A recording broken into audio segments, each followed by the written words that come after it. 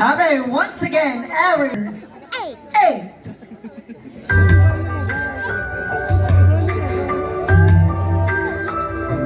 Buhay natin ay katulad ng isang pelikula. Sari-saring yugto, di mo agad makikita. Laging may simula at wakas ang istorya.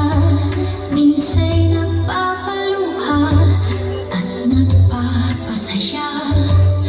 Iba't ibang tema ang matutunghayan, at tunay ngang ang buhay natin ay ganyan.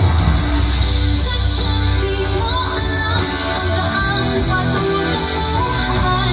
Ang tama at dapat gawin ay laging lumaban.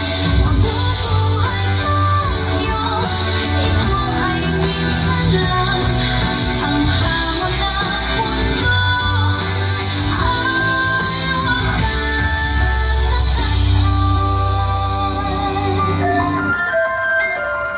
Tay, gusto ko po makatapos ng pag-aaral para maabot ko po ang aking mga pangarap.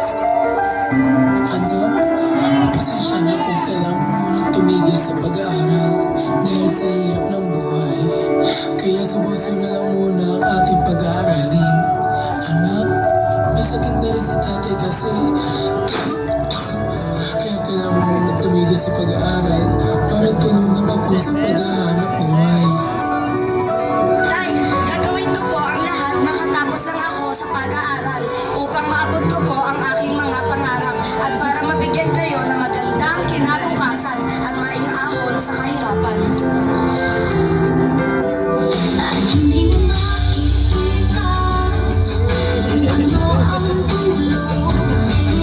Hindi mo susubukan bawat hamon sa'yo. Parang pelikula.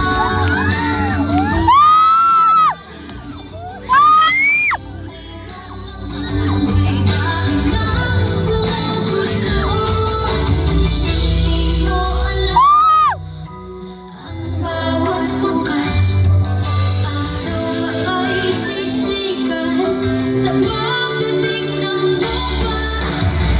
Sadyang di mo alam ang pagtutunguhan. Ang